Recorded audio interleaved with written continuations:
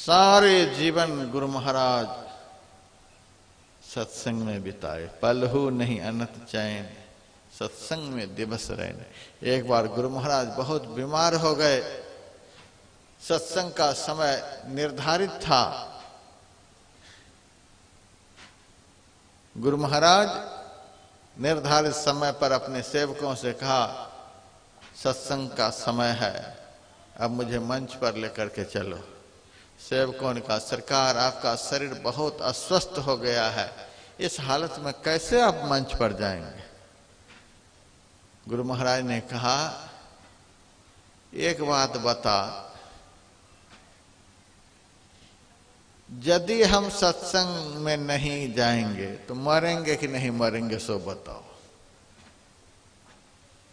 सरकार शरीर से एक दिन छूटेगा ही। गुरु महाराज ने कहा, सत्संग करते करते शरीर छूट जाए वह अच्छा, कि बिस्तर पर सड़ते सड़ते शरीर छूट जाए यह अच्छा। दो में क्या अच्छा है। तब सेवकों ने कहा, सरकार सत्संग करते करते शरीर छूट जाए, इसको कभी नहीं छोड़ना है। सत्संग करते करते शरीर छूट जाए तो सत में मिल जाएंगे, अब बिस्तर पर सड़ते सड़ते यदि मर गए तो 84 का फंदा कभी नहीं छूटेगा। गुरु महाराज कहते थे, सत्संग हमारी सांस है। तो सत्संग में नहीं जाने के लिए कहते हो, सत्संग के बिना तो हम जी ही नहीं सकते। आज जो कुछ भी हम बने हैं सत्संग के ही प्रभाव से बने। यह दुनिया का सबसे उत्तम काम है। यह काम आपको जो काम अभी कर रहे हैं, एक दिन भगवान बना देगा, भगवान के गुरु बना देगा, भगवान के बाप बना देगा। इतना बड़ा काम। और मैंने धर्म ग्रंथों में यह भी पढ़ा है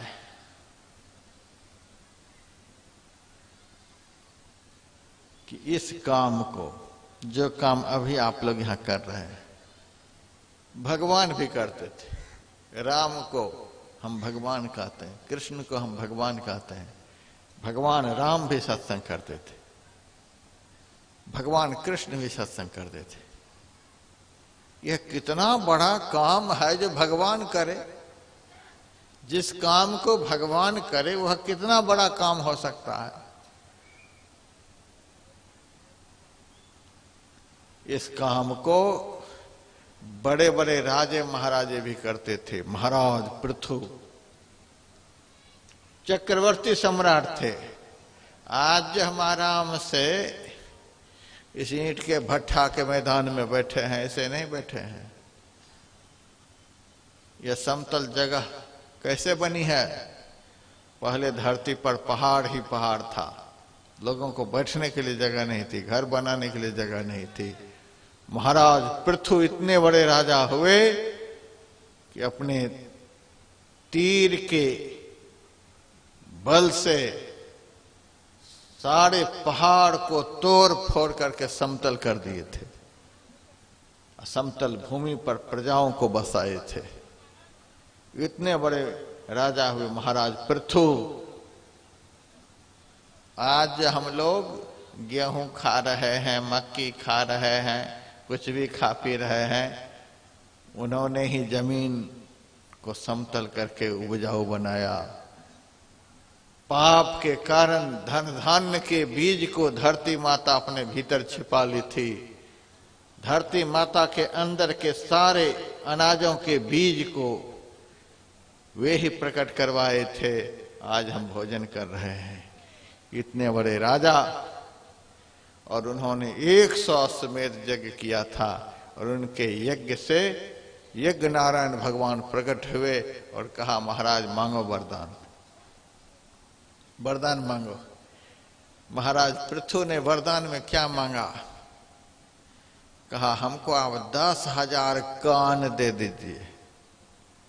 भगवान ने कहा, 3.5 हाथ का शरीर, उसमें 10,000 कान हो जाएगा तो पूरा शरीर में कान ही कान दिखेगा, शरीर देखने में अच्छा लगेगा। महाराज पृथु ने कहा 10,000 कान का मतलब यह नहीं कि पूरा शरीर कान ही कान दिखे। एक ही दुकान पर 50 मोटर पड़ा हुआ होता है, खरीदने वाला जाता है, सारे मोटर का दाम पूछता है, इस मोटर का दाम बताओ। बेचने वाला कहता है 10,000 इसका दाम है, 20,000 उसका दाम है, 30,000 उसका दाम है, 5,000 उसका दाम है। बेचने वाला कहता है सब तो मोटर ही है, तो दाम अलग अलग क्यों है? का दाम अलग अलग इसलिए है कि सबका हॉर्स पावर अलग अलग है। यह मोटर जो है इतने हॉर्स पावर का है, यह मोटर जो है इतने हॉर्स पावर का है। जो जितना हॉर्स पावर का मोटर है उसका दाम उतना ही अधिक है।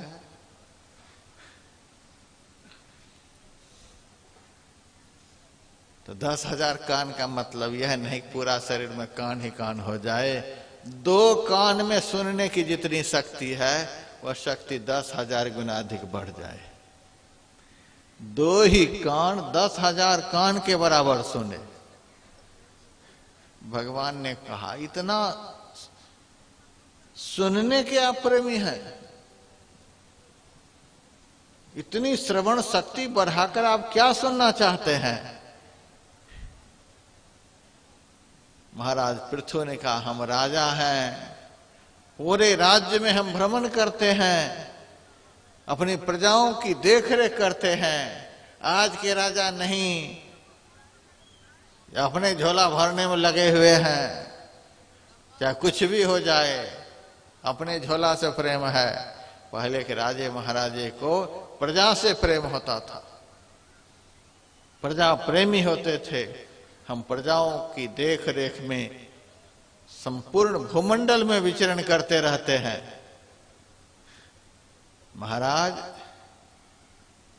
हम चाहते हैं तन काम में हमारा शरीर समाज की सेवा में लगा हुआ रहे, हमारा शरीर समाज की सेवा करे और हमारा मन भगवान की सेवा करे।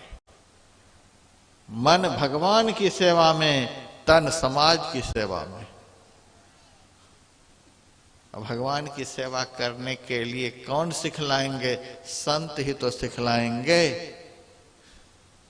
तो जहां कहीं भी मेरे राज्य में संत का सत्संग होता हो, मैं दुनिया में कहीं भी रहूं, हमारे कान में सुनने की इतनी ताकत कि कहीं से भी सत्संग वचन को सुन लिया करूं। कहीं भी मैं रहूं तो मैं सत्संग सुनता रहूं, सत्संग कभी छूटे नहीं। ऐसे ऐसे राजा इस धरती पर हुए जिनको सत्संग से इतना प्रेम था, दुनिया में कहीं भी सत्संग हो हमारा कान उसे सुन ले। और अभी भी बहुत आदमी है, 2 कान भी आफत है उस आदमी को।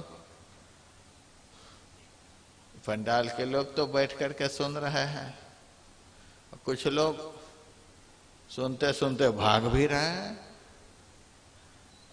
बहुत लोगों को अच्छा भी नहीं लग रहा, पता नहीं कब तक चलेगा, कब तक महाराज बोलते रहेंगे। बहुत लोग श्रद्धा से सुन रहे हैं, अब बहुत लोग इधर उधर घूम भी रहे हैं। 2 कान भारी हो गया उसको, 2 कान से भी सत्संग सुनना उसको भारी हो गया। जो सुनेंगे वही करेंगे, जो करेंगे वही पाएंगे।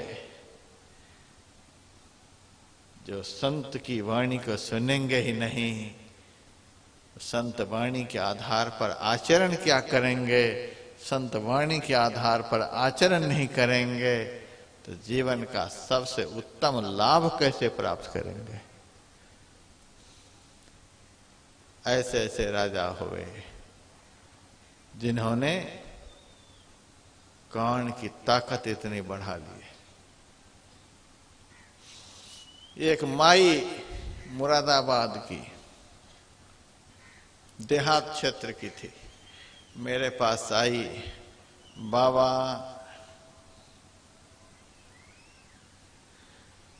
आप हिमालय में रहते हो, बहुत दवाई वगैरह जानते होगे, आंख से बढ़िया से दिखलाई नहीं देता है। कोई दवाई बता दो खूब बढ़िया से सूझने लग जाए, मरने के समय दुनिया खूब सूझे, ऐसी दवाई बता दो। मैंने कहा मरने के समय अब क्या देखने के लिए बाकी है? अब क्या देखने के लिए आंख की रोशनी बढ़ाना चाहते? क्या बाकी बच गया? अरे बाबा बहुत कुछ बचा है, नाती पोते कहाँ कहाँ से आते हैं, आंगन में खेलते हैं कूदते हैं, कुछ नहीं दिखता है। बेटा बढ़िया बढ़िया मकान बना रहा है, फैक्ट्री बना रहा है, कुछ सोचता नहीं बढ़िया से। मैंने कहा अरे बुढ़िया, दुनिया को देखते देखते आंख की रोशनी चली गई, अब भी दुनिया ही देखने की इच्छा है। अब भी मन में यह नहीं होता जिस भगवान ने आंख दिया उस भगवान के कम से कम स्थूल सगुण रूप संत का दर्शन कर लो, कम से कम इस आंख से संत का ही दर्शन कर लो, साधु का दर्शन कर लो।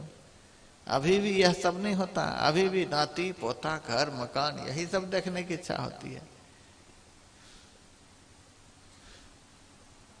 अरे बाबा दवाई बता दो। मैंने कहा बता रहा हूं, घर में लाल मिर्च का पाउडर है? बुढ़िया कहती है हाँ है। मैंने कहा एक एक चुटकी दोनों आंख में डाल लो, यही दवाई बता रहे हो। मैंने कहा जो आंख मरते दम तक साधु का दर्शन करना नहीं चाहे, जो आंख मरते दम तक संत का दर्शन नहीं करना चाहे, जो आंख मरते दम तक दूसरे के सद्गुण को देखना नहीं चाहे, उस आंख के लिए यही दवाई है, डालो लाल मिर्च का पाउडर। क्या करोगी उस आंख को रख करके? ये नाती पोता को देखने के लिए आंख भगवान ने दिया है? कदापि नहीं।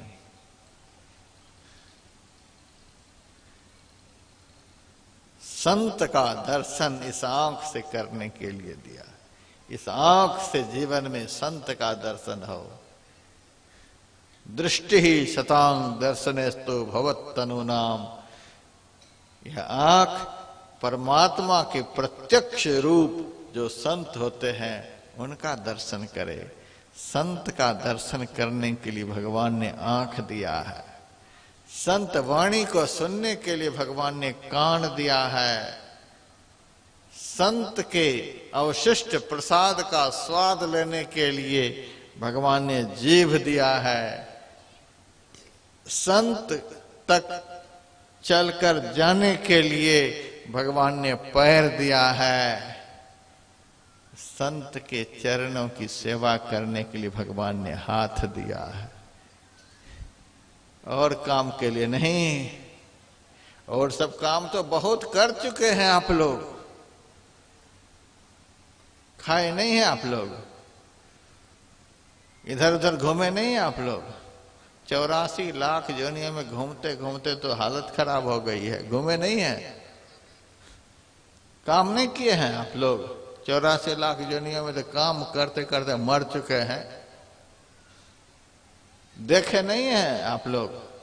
84 लाख योनियों में गधा कुत्ता के शरीर में जब थे तो देख नहीं रहे थे?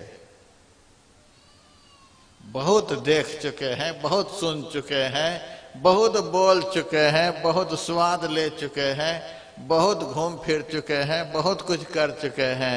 जो जीवन में अब तक नहीं किए, जिस चीज को नहीं करने के अभाव से अब तक दुख में पड़े हैं, उस चीज को देखने के लिए, उस चीज को सुनने के लिए, वह काम करने के लिए अब यह मानव जीवन मिला हुआ है। अब उसी काम के लिए आंख बस संत दर्शन के लिए, सद्गुण दर्शन के लिए। दूसरे में सद्गुण का दर्शन हो और संत का दर्शन हो, तब तो समझ लेना आंख से सही काम हो रहा है। बाकी कुछ देख रहे हैं ऐसे ही देख रहे हैं जैसे गधा कुत्ता देख रहा है। यदि कान से संत वचन को सुन रहे हैं तब तो कान सही काम कर रहा है, नहीं तो जैसे भैंस सुन रही है, भैंस के आगे बीन बजाए भैंस रहे पगुराए, वैसे सुन रहे हैं।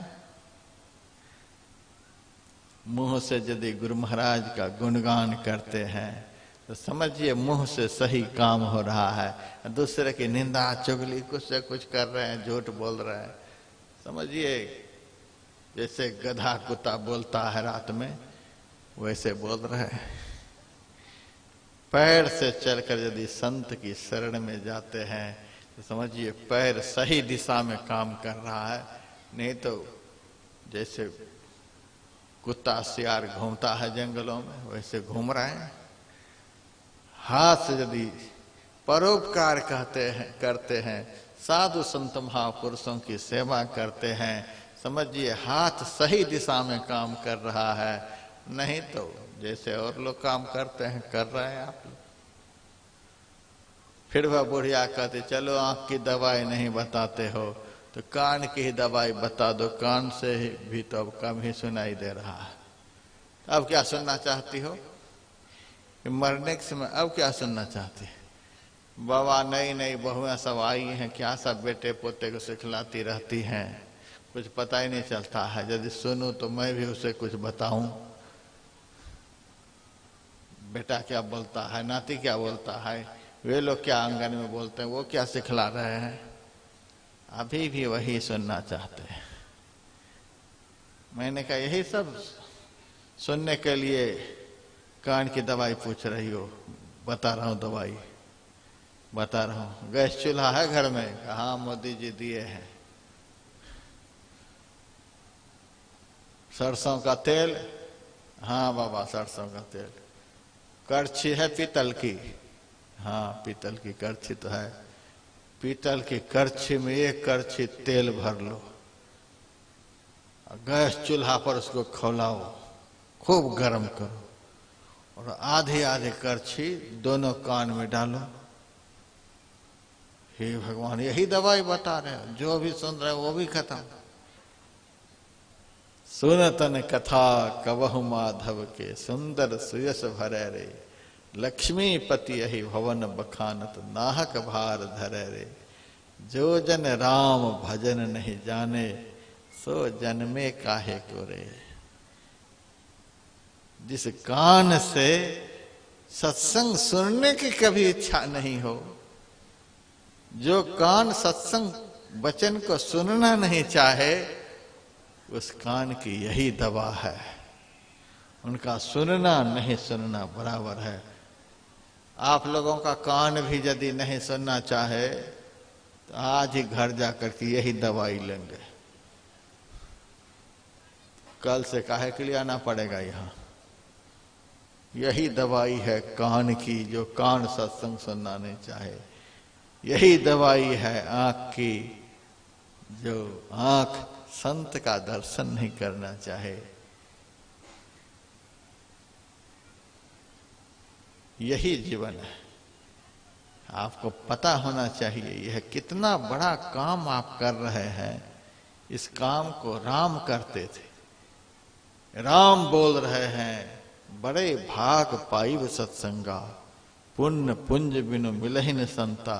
राम बोल रहे हैं, भगवान कृष्ण संत के विषय में बोल रहे हैं, सत्संग के विषय में बोल रहे हैं। जिस काम को भगवान करे वह कितना महत्वपूर्ण काम होगा, वह काम आप लोग कर रहे हैं। आज आप लोग कम नहीं हैं। जिस काम को भगवान करे उस काम का आप कर रहे हैं। इतना बड़ा आदमी का काम आप कर रहे हैं, आप कम नहीं है। एक पुलिस इंस्पेक्टर के डेरा पर मैं गया हुआ था। लोग उनको इंस्पेक्टर साहब कहते थे। मैंने कहा आप इंस्पेक्टर हैं? कहा इंस्पेक्टर तो अभी नहीं बने हैं, एक इंस्पेक्टर की बदली हो गई है तो हमको प्रभार दिया गया है, इंस्पेक्टर का प्रभार। जब तक इंस्पेक्टर यहाँ आकर के नियुक्त नहीं हो जाते तब तक उनके भार को हम संभालते हैं। इसको प्रभार कहते हैं। इंस्पेक्टर हम हैं नहीं, प्रभार है। उसी तरह से राम अभी शरीर में रहकर सत्संग करते हुए नहीं दिखलाई दे रहे हैं, लेकिन राम के काम का आप लोग जो कर रहे हैं, तो जितनी देर के लिए राम का काम आप लोग कर रहे हैं उतनी देर के लिए आप लोगों को राम ही कहा जाएगा। राम के काम का प्रभार, कृष्ण के काम का प्रभार, भगवान कृष्ण अभी शरीर में रह करके सत्संग नहीं कर रहे हैं, शरीर में रह करके आप श्री कृष्ण के काम को कर रहे हैं, इसीलिए उतनी देर के लिए आपका शरीर कृष्ण का है।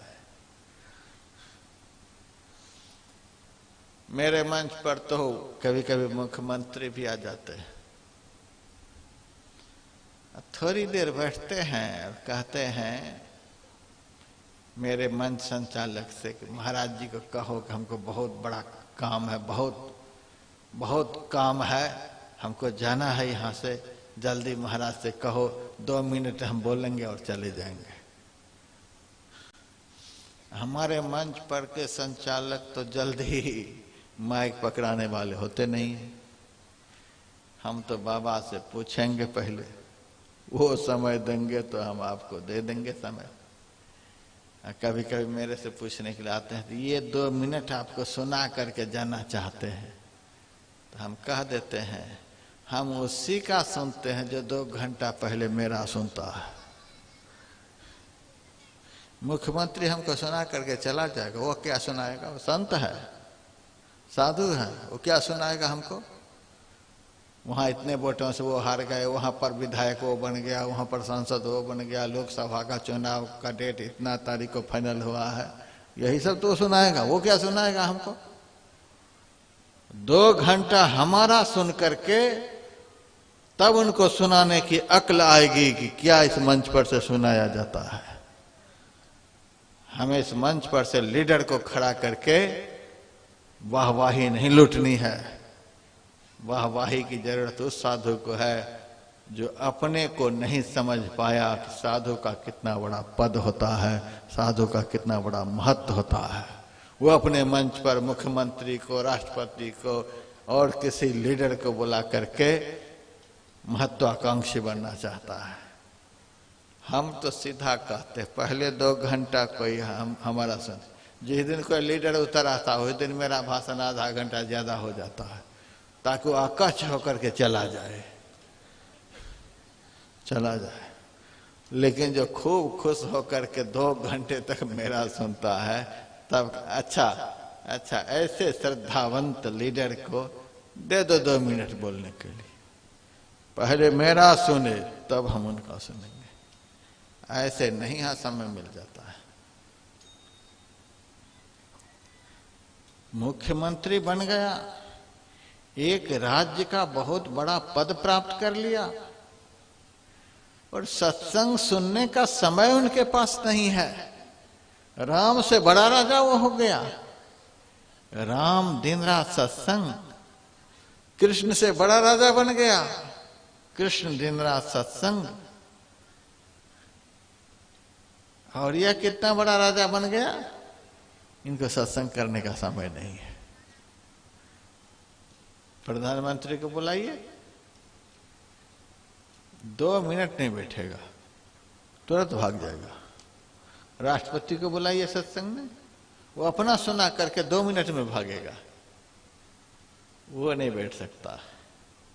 राष्ट्रपति सत्संग में ज्यादा देर नहीं बैठ सकता, मुख्यमंत्री नहीं बैठेगा।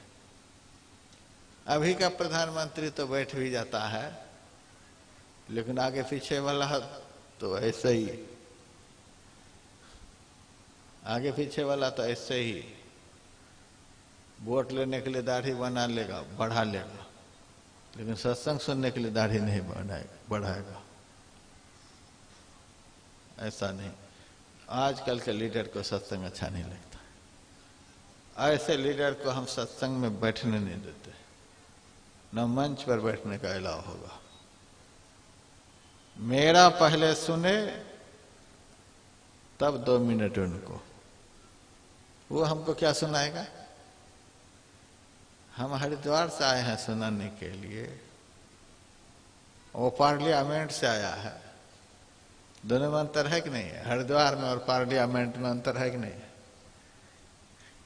कितना अंतर है? हम ऊपर वाले के घर से आए हैं सत्संग सुनाने के लिए, वो पत्नी के घर से आया है सत्संग सुनाने के लिए। दोनों में कोई अंतर नहीं है। वो बेटा पोता के पास से आया है मेरे मंच पर, हम आए हैं भगवान के घर से, गुरु महाराज के घर से। हमारे मन में कोई अंतर नहीं है। वो आया हम लोगों को डिस्टर्ब करने के लिए, कदापि नहीं। सत्संग के मंच पर कभी भी लीडर को खड़ा नहीं करना चाहिए। यदि खड़ा हो, चाहिए धर्मशील नर ना हो, धर्मशील व्यक्ति यदि लीडर हो तो उनको खड़ा करे। वोट मांगने के लिए यदि इस मंच पर खड़ा हो तो कभी भी खड़ा नहीं करना चाहिए। जिस काम को अभी आप लोग कर रहे हैं, ये बहुत बड़ा काम है। राम करते थे, कृष्ण करते थे।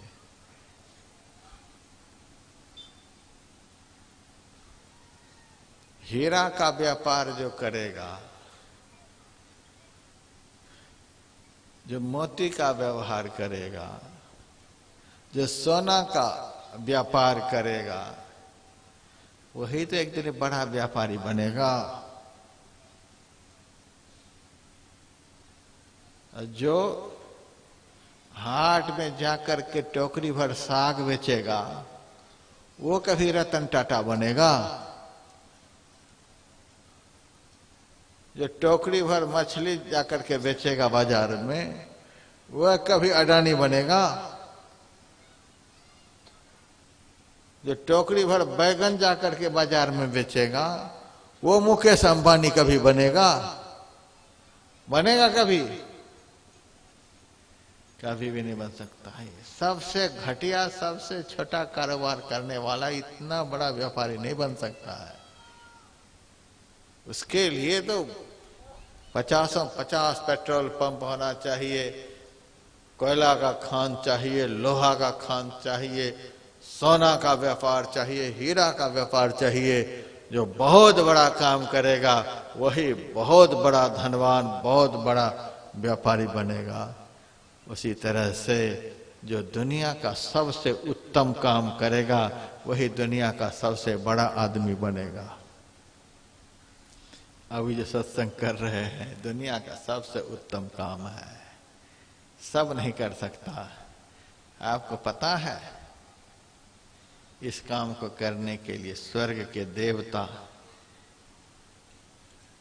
यहां करके बैठे हैं। विश्व उपकार हित व्यग्रचित सर्वदा त्यक्त मदमन्य कृत पुण्य राशि यत्र तिष्ठन्ति तत्रैव सर्वहरि सहित गच्छन्ति क्षीरावदिवासी। विश्व के कल्याण के लिए जिनका चित्त सदैव व्यग्र रहता है, ऐसे संत का जहां पदार्पण होता है, उस संत का संग करने के लिए वैकुंठ को छोड़कर विष्णु भगवान सभी देवी देवताओं को साथ लेकर वहां पहुंच जाते हैं। विष्णु भगवान सभी देवी देवताओं को साथ लेकर यहां पहुंच गए। समझिए कितना बड़ा काम है कि देवता आकर के करते हैं, भगवान आकर के करते हैं। इस काम का नतीजा कितना बड़ा होगा आप कल्पना कर सकते हैं। मैंने पहले बतला दिया, इस काम को यदि आप लोग जीवन भर करते रहेंगे, लेकिन यह नहीं कि अभी किया और फिर कितना दिन के बाद करेंगे पता नहीं, सो नहीं। हमारे गुरुदेव के भजन में आपने सुना, नित्य प्रति सत्संग कर ले प्यारा।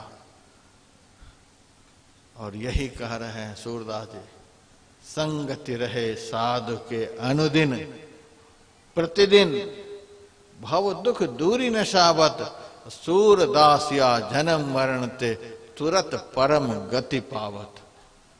यदि यह सत्संग आप कभी भी नहीं छोड़ेंगे, सूरदास या जन्म मरण ते तुरत परम गति पावत, परम गति को प्राप्त कर लेंगे, अखंड सुख मोक्ष को प्राप्त कर लेंगे। ऐसा यह कर्म है, अखंड सुख प्राप्त कराने वाला, अखंड आनंद प्राप्त कराने वाला, अखंड ज्ञान प्राप्त कराने वाला, अखंड दुखों से मुक्ति दिलाने वाला यह संग है। यह संग यदि कभी नहीं छूटेगा तो फिर तो आप क्या से क्या नहीं बन जाएंगे। मैंने पहले बतलाया, यदि सत्संग छूट गया, पंडाल से निकल गए, बस पंडाल की बात पंडाल में ही छोड़ करके चले गए, पंडाल से बाहर चारों तरफ से जन्म जन्म का पाप घूम रहा है। पंडाल में तो घुस नहीं पा रहा है, जहाँ सत्संग होता है वहाँ पाप घुसने नहीं पाता है। अभी किसी के मन में कोई पाप वासना है, पाप करने की इच्छा है किसी के मन में? किसी के दिल में कोई विकार उत्पन्न हो रहा है? सब निर्मल सच्च पवित्र है।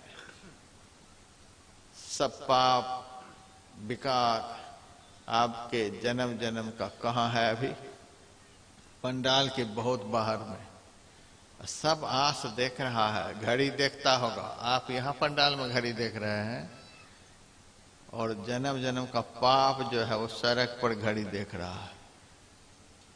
अब तक नहीं आया है आरती करके, अब तक नहीं आया है। जैसे यहां से निकलेंगे बस सड़क पर खोपड़ी पर बैठेगा। चारों तरफ पाप, जमराज, काल, मौत ये सब मंडरा रहा है। सत्संग छोड़ करके यदि आप चले गए, सत्संग से दूर यदि आपका जीवन हो गया तो आपके माथे पर पाप बैठ जाएगा, विकार बैठ जाएगा, अनाचार, अत्याचार, दुराचार सब बैठ जाएगा।